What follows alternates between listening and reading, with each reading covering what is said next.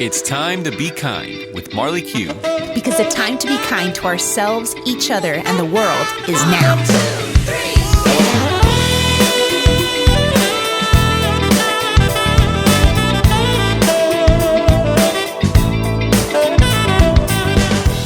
Hi Parker, I'm Marley Q, and welcome to episode number 7 with Jasmin Terrany. Our guest today is a Parker who helps people learn how to be calm amidst chaos. Jasmin Terrany is the inventor of life therapy, a combination of psychotherapy and coaching plus mindfulness and meditation. She holds 2 master's degrees from Columbia University.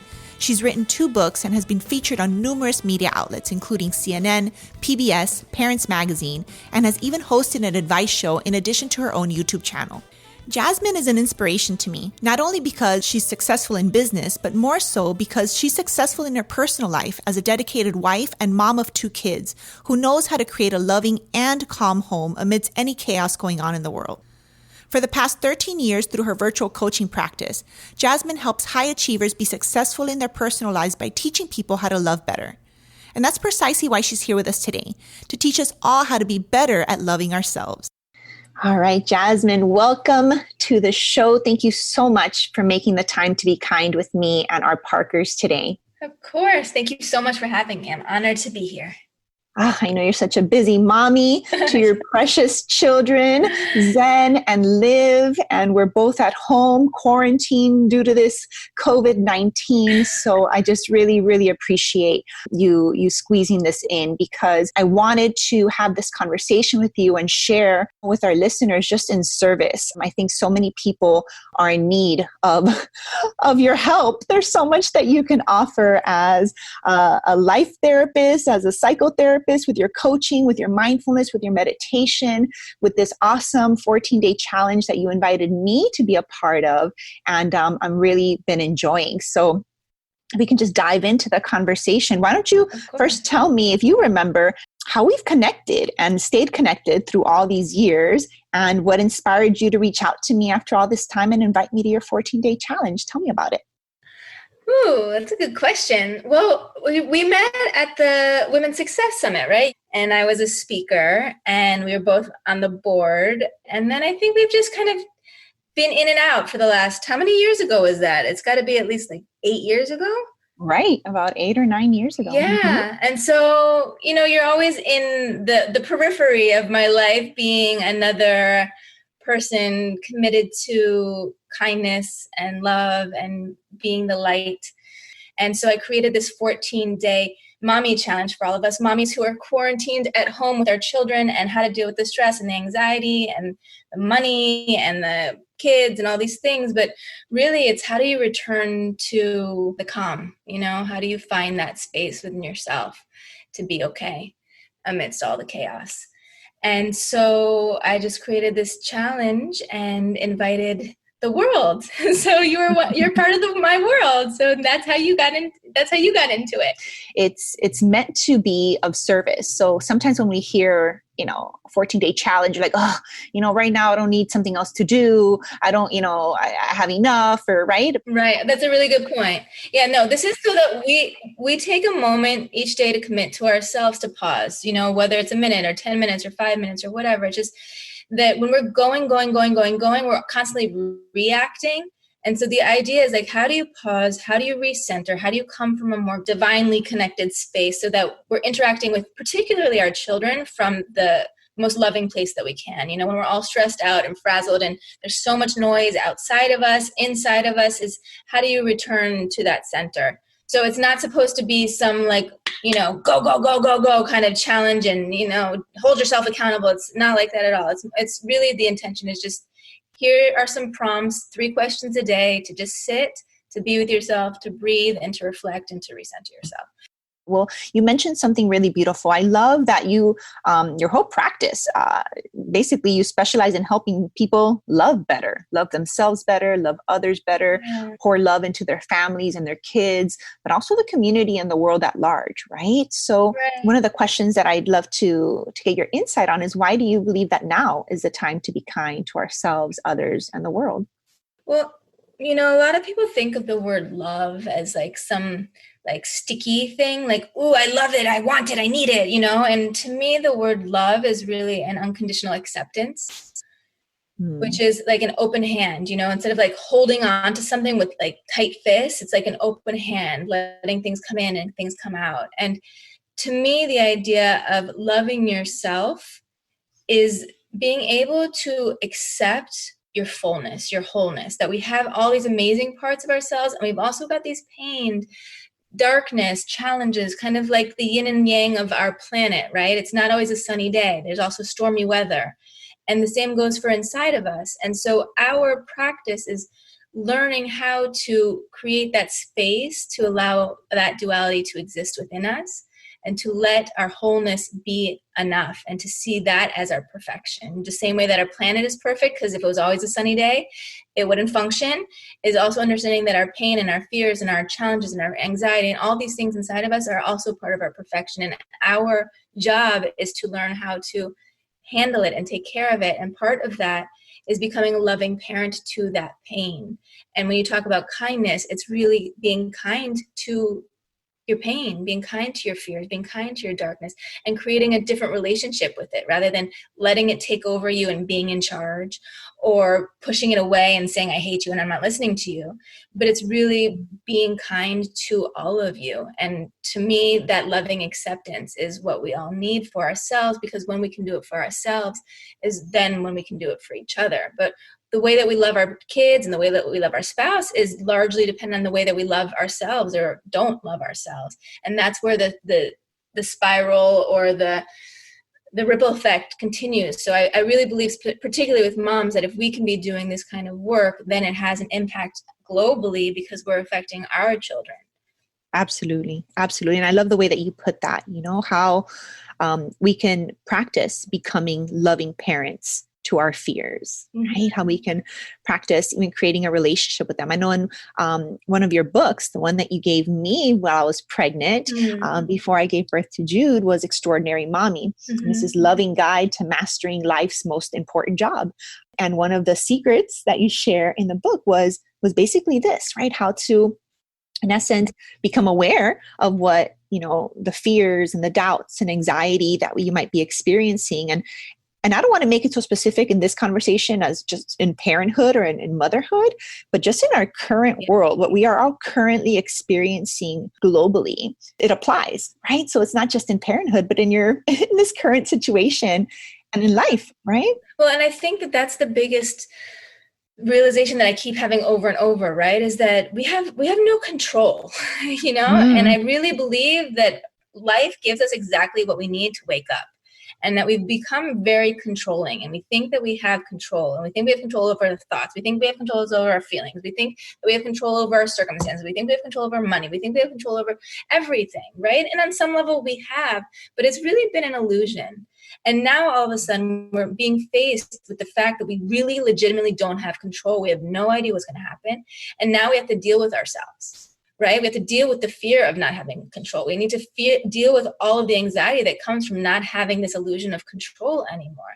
And I think that this is just a huge reminder of how to live our lives in general. I think the reason for the book was because my extraordinary mommy died suddenly in a car accident. Right? So one day she was here and one day she wasn't. And I was really faced with the fact that this life is, we have no control over it. Anything can happen in any moment. And I think that when we have such a fear of mortality that it like makes us crazy when we think that, oh my God, we're going to die. Right. But if we can live with that awareness that yes, we are going to die, and we don't know when and we don't know how, but if we can live with it at that awareness close enough to our consciousness that it helps us live more fully. It helps us enjoy our moments more. It helps us be more grateful, because we see that we have no control, and therefore we get to cherish and be alive and breathe and base our success on our ability to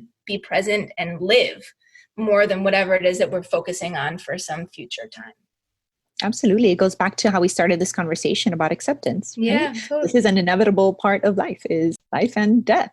right? So the more that we can be kind with that and accept it, then less scary it becomes. So I love how you raise that. I love how you just give insight, not just in the book, but even through, your personal practice when you're helping people one-on-one, just kind of face this and even name the fears, right? And just from a place of love and kindness and acceptance, like you would with a child, and help them understand that this is what you're just feeling right now. It's not who you are. It doesn't define, you or the rest of your life. It's just what we're currently going through and what we have to face. And that allows us to bring the attention inward rather than pointing outward to, this is your fault, or pointing like blame, or, that the government needs to fix this somehow. No, it's like, wait, that does give you some sense of like ownership or quote unquote control over yourself. Exactly. And that's really the only thing we can do when we have no control over our circumstances, is that start to look within. How is this my gift? How am I supposed to be learning right now? What is it?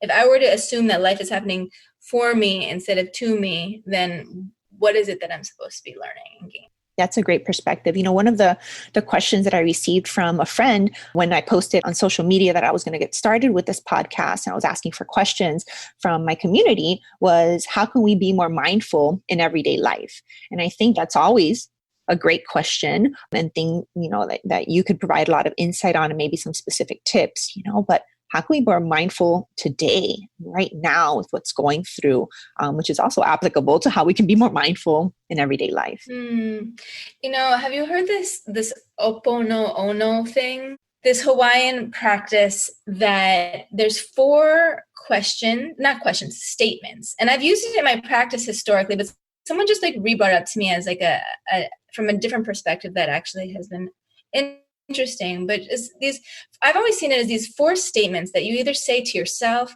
you say to somebody else, you say to the universe, that to me feel softening, that they soften us and open us.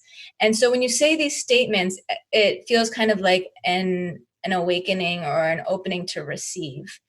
And so the 4 statements are these: I'm sorry, please forgive me, thank you, and I love you. Right? So even I'm saying right now, and it's just amazing how the feeling changes so much when you just say those statements. You can be saying it to yourself. You can say it to your inner child. You can say it to your whoever. I've recently started saying it to the divine, like, I'm sorry that I've been ignoring you.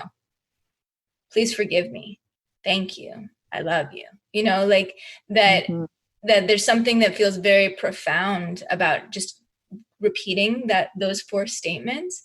And so that, I think, is very poignant right now in this time, to really just keep softening yourself and to repeat those statements to yourself. And also to start to just pay attention to how frequently you're getting stuck in your head. And whatever you do is coming up with some strategy to shift outward and into the present moment. Because I think so much of the chaos that's happening is in our minds. I mean, granted, there's a lot of chaos happening in reality, but a lot of us aren't experiencing chaos in our reality. We're actually just hanging out at home. And so what if we were to, every time we feel we're in the chaos, is just come back to the stillness of our home, of the moment, I love connecting with the sun, going outside, just feel the sun on my face, feel the wind on my face, do whatever it takes to get your physical sensations connected to this present moment. Touch something, listen to something, bring your attention to this present moment intentionally, whenever it is that you catch yourself being caught up in your sensations or in your anxieties or your thoughts. And then the last thing is always just ask yourself, where's my breath right now? Like, if that's the only thing I tell my clients, if you only learn one thing from me, it's just that. Where's my breath right now? Because when we're feeling calm, our breath is deep and it goes all the way down. But when we're not, and we're stressed and we're in our head and we're in our thoughts and we're in our anxieties and feelings and all these things, it gets shorter in our chest. So simply bringing your breath all the way down is the best drug there is. I have a shirt on right now that says breathe. I know. I love it. It's like, if it's one thing that I feel that I can control when I can't control anything, is just coming back in the awareness of my breath. And I can control how deep I breathe and how I feel it. And I love how you mentioned connecting with the stillness of your home, right? And if you think of our home as not our physical home, the four walls, but our home, our inner home, our heart, our being, your breath is your anchor to that stillness in your home. For me, I mean, I grew up with asthma. For me, I'm so connected to my breath. I'm so grateful, even when it's shallow and anxious. If I can connect with it, I'm aware of it. I'm like, oh, look at that. You're breathing that way. That's causing you stress and anxiety. Let's breathe deeper. And all of a sudden I feel like I have a sense of control over something, even if the world around me feels so chaotic. So I love that you mentioned that is a great practice to being more mindful in everyday life. And then you said connecting with your senses, right? Using your senses of, touch and smell and sights and sounds to connect with this present moment. Because once we come inward and connect with those senses, then everything else just kind of fades away. Like you begin to detach from whatever the chaos and the madness is outside of your home. So those were really wonderful, wonderful tips. And the Hawaiian practice that you just shared, I'll make sure I find it and, spell it, correctly. Because I don't really know how to pronounce it either.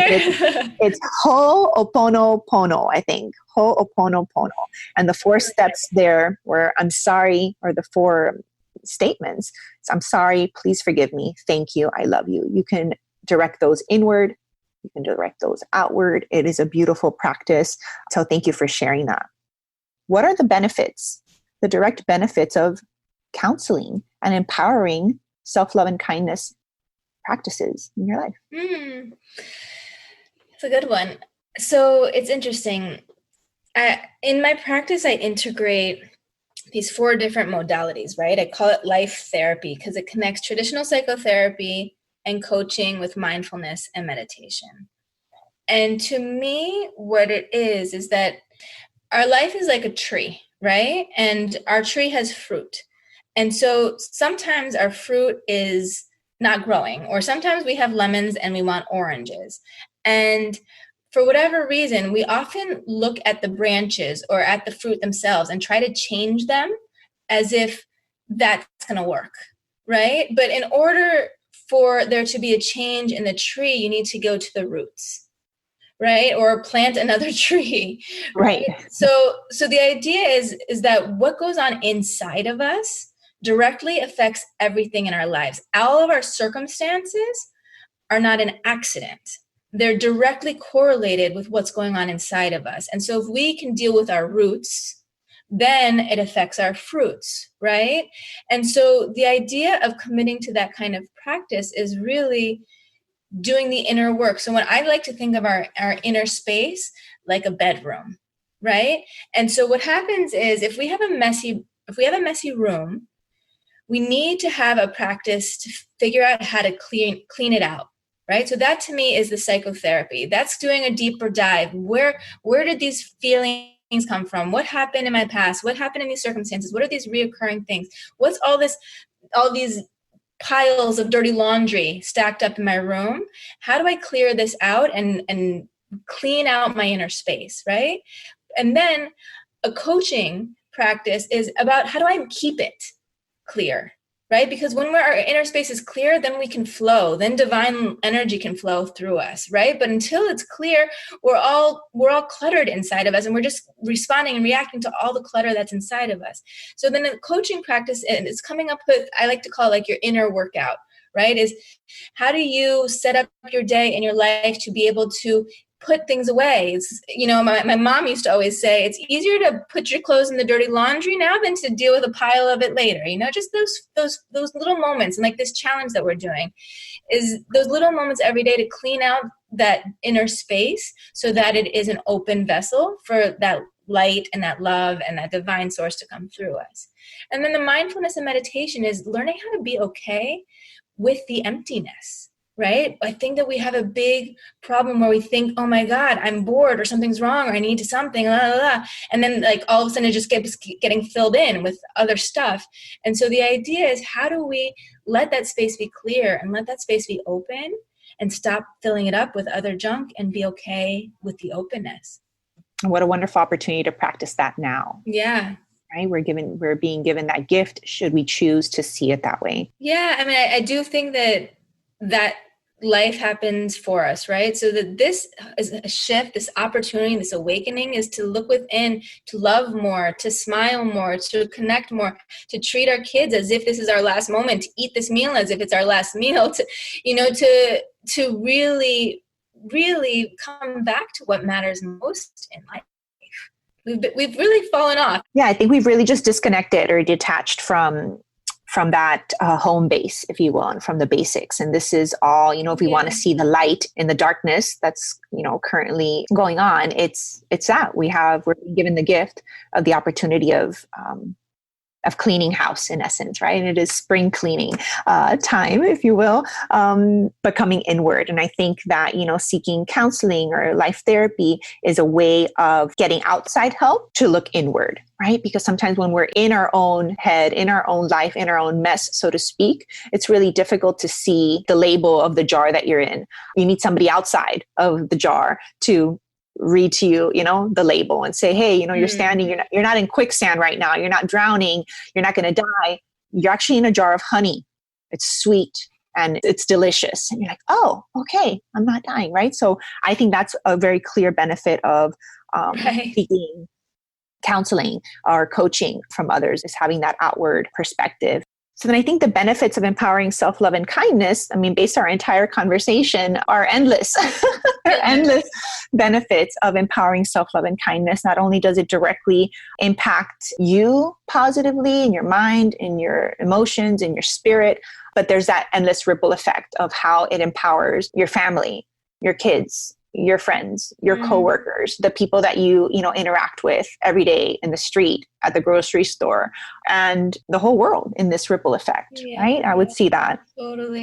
And I think, part of what I think is so valuable in this idea of being kind is understanding that being kind isn't an avoidance of darkness. It's not an avoidance of pain. It's not suggesting that those things don't exist and that they're not happening. I think that's really fundamental in this kind of work, is that we're just learning how to treat them differently and to not be stuck in it as if it's the only path. But I like to see it as like the glass can be both half full and half empty. And we're not just focusing on it being half full. We're focusing on being the glass. We're focusing on being the space that allows both to exist, and that we're lovingly accepting both. Only from that perspective can we make, enlightened or empowered choices, right? Where we're not a victim to one. For sure. And it is not easy. It takes a lot of work, and it's a big commitment, but I haven't been able to find another way that works any better. No, that's why I love that you mentioned that, because, sometimes all this talk about kindness, and I've been called, Pollyanna, you're just so bright and cheerful. You must wake up and shoot, fart rainbows and butterflies. And it's like, no, absolutely not. You could ask my husband if you want some proof, or my family, those closest to us. It is a practice. It is a daily, if not moment to moment practice of being aware and relating to yourself, all of you, the light, the darkness, all of it, the yin, the yang, the sun, the moon, all of it, with more kindness and the time to be kind to ourselves, one another, and this world that we all share. It is our world. And if it's one thing that we're all currently going through right now, I think is the very clear realization that we're all connected and we're all in this together, which means we all got to get out of this together and rise up stronger. And I think the answer to that is through kindness, creating more time to be kind. Thank you so much for making that time again today with me, Jasmin, and with our Parkers listening. I know you've got your babies in the background, my baby too in the background. We're going to get back to them. But I'm just really so grateful. And I hope that you can come back for another episode. I think you have so much more to offer. Yeah, of course. To be continued. I love being connected with you. You are a wonderful, bright light in this world, and we all need more of that. So thank you so much for having this and doing this and sharing. Big hugs to you. We'll talk soon. So there you have it, Parker. Practicing self-love and kindness allows us to create a calm and nurturing space within us, which we can always access and return home to. It just takes some awareness and practice. To learn how to connect with Jasmin, just visit marleyq.com/7. That's the number 7 for this episode number. There you'll find the show notes with her links and the interview transcription too. Thank you for listening. If you're inspired to make a little more time to be kind, please subscribe, leave a kind review, and share with a friend who would appreciate this podcast too. Thank you for being the spark of kindness. See you next time.